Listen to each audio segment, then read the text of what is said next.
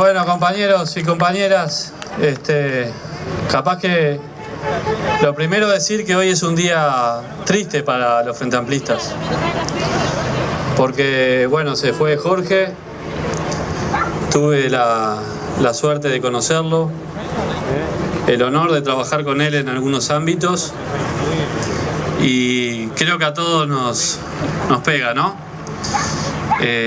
Y me parece que nos querría ver así, juntos, militando por un cuarto gobierno, unidos. Así que lo primero que voy a hacer es pedirle un aplauso para Jorge en su recuerdo.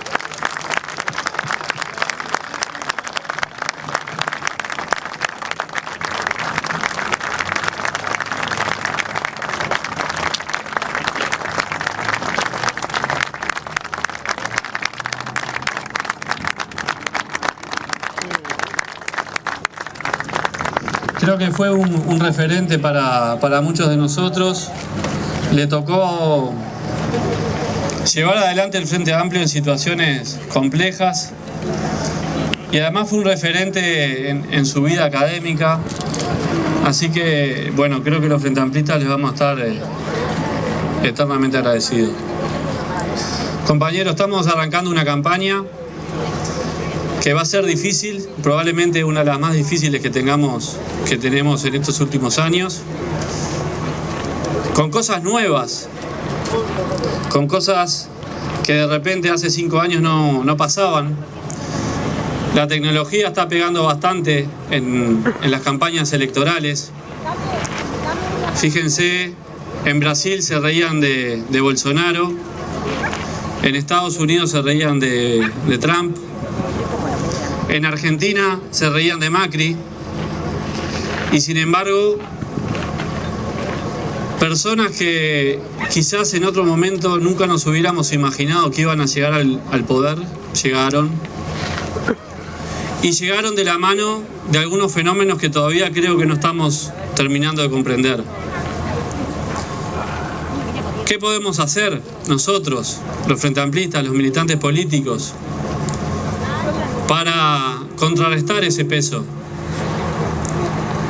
Para contrarrestar el peso de las noticias falsas, para contrarrestar el peso económico de algunos candidatos y en definitiva para seguir transformando el Uruguay, porque ninguno de estos presidentes está para proyectos transformadores, obviamente están para proyectos conservadores contra las grandes mayorías. Y nosotros, creo que los que estamos en este estrado, ninguno, no somos multimillonarios, no tenemos doble apellido, tenemos 2 apellidos pero no doble apellido. Y lo único que podemos ofrecer es militancia contra los discursos del odio, contra las mentiras. Cada uno de nosotros tenemos un celular, usémoslo responsablemente. No difundamos nosotros noticias falsas, pero indiquemos cuando existen esas noticias falsas. Y ese va a ser un granito de arena. También creo que nos sirve llamar la atención sobre algunos personajes estrafalarios, porque las redes sociales se alimentan de eso. Y a lo mejor queriendo combatir, estamos ayudando a visibilizar y hacer crecer ciertas figuras. Y va a ser una campaña difícil también, no solo por estos fenómenos. Uno que recorre el departamento y el país y vamos a ver que la cartelería que está en los diferentes pueblos, en las calles, no son precisamente la cartelería del Frente Amplio. Y eso habla de un poder económico brutal y que nosotros no tenemos y nunca tuvimos tampoco. Así que, ¿qué puedo decir ante los compañeros del Frente? Que es que pedirle la militancia, que pedirles que salgamos a hablar con la gente. Ninguno de los derechos que conquistamos estos años fueron gratuitos. No solo porque venimos de muy lejos y algunas cosas que hoy parecen naturales, como el boleto estudiantil, y que todos los jóvenes del país están utilizando. El primer lugar fue Montevideo. Yo estudiaba en el Liceo 18 y usaba la boletera que tenía 2 boletos urbanos para ir y 2 boletos urbanos para volver en la primer presidencia de Tabaré. Y fíjense que tuvo que llegar el Frente Amplio para generalizar ese derecho a todo el país.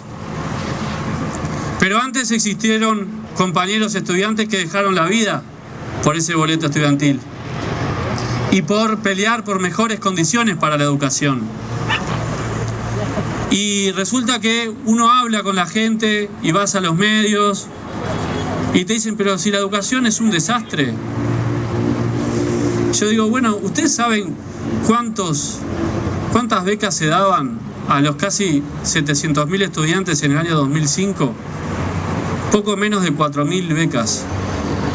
Hoy estamos otorgando 33.000 becas.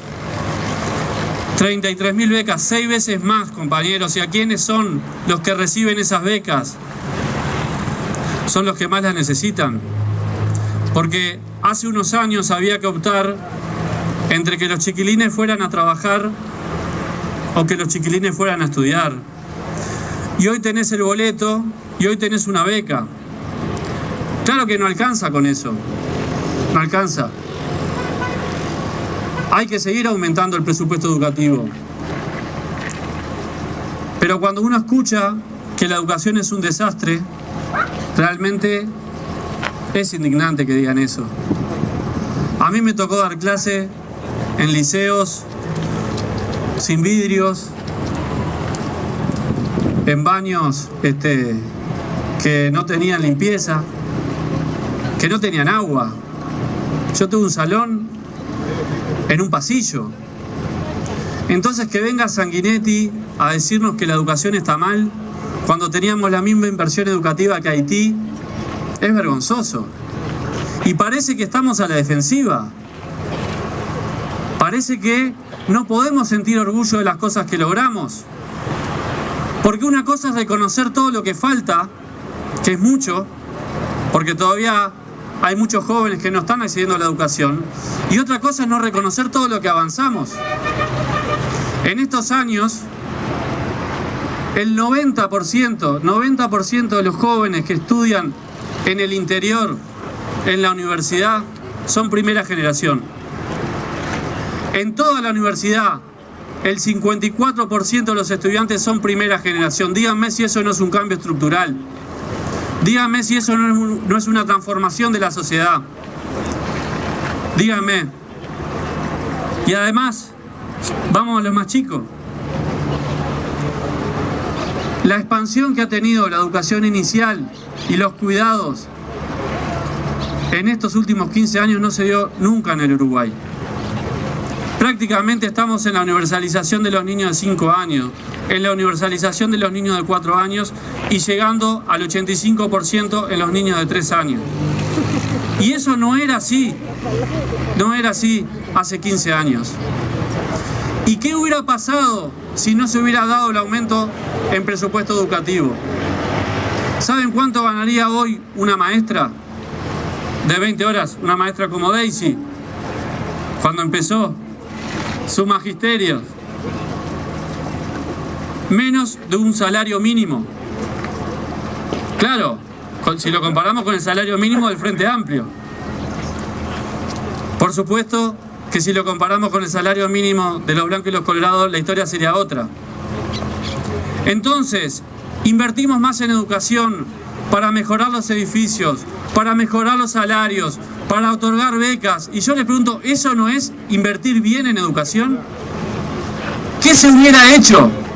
Porque escuchamos a toda la oposición diciendo que hay que reducir el costo del Estado. Y resulta que el 80% de los trabajadores del Estado son de la educación, son de la salud o son de la seguridad. Y ahí es donde creció el Estado. El Estado en el Frente Amplio no creció en la burocracia. Creció en los profesores, creció en los maestros, creció en los educadores, creció en los enfermeros, creció en los doctores, en los médicos y también en la seguridad. Entonces, cuando nos están diciendo que hay que recortar el Estado y que hay que achicar el Estado, lo que nos están diciendo es que vamos a tener peores servicios públicos. ¿Y quiénes son los que van y los que utilizan los servicios públicos? Son los hijos de los trabajadores. Entonces lo que están diciendo es que te van a quitar salud, que te van a quitar educación y que te van a quitar seguridad. Y eso nosotros lo tenemos que hablar con cada uno de los ciudadanos que van a votar. Porque no es casualidad. Hay una política detrás. Una política de inclusión, una política de democratización, una política con mirada de justicia social. Y parece que a veces tenemos miedo a decir estas cosas. ¿Cómo nos van a decir que fracasamos si nosotros tomamos un país con 1 millón de pobres? ¿Cómo? Si el salario estaba destruido y ahora resulta que el problema es el déficit fiscal. Es verdad, compañeros, que hay ajuste de derecha y ajuste de izquierda. Uno puede ajustar como hizo el Frente Amplio, poniendo el foco en los que ganan más, o puede ajustar como hizo la calle, ajustando en donde están los más desfavorecidos. Y eso va a pasar. Hay que reducir el déficit fiscal, pero no va a ser ajustando el salario de los trabajadores. Va a ser aumentando mayor actividad económica. Y para eso precisamos las empresas públicas. Las empresas públicas que ellos quisieron cerrar y que nosotros defendimos. Entonces, creo que estas cosas hay que decirlas y las tenemos que conversar.